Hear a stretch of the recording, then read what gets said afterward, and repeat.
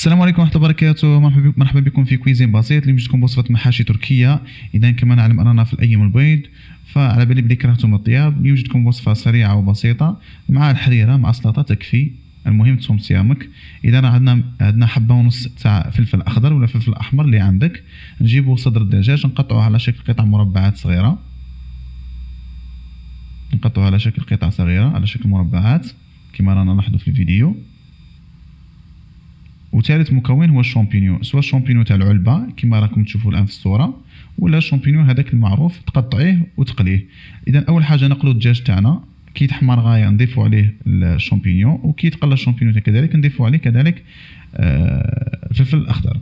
حنا درنا كركم، درنا ثوم مرحي، ودرنا الفلفل الأسود، ودرنا الكمون ورشة ملح. نجيبو الجبن، نبشرو الجبن، ننتقلو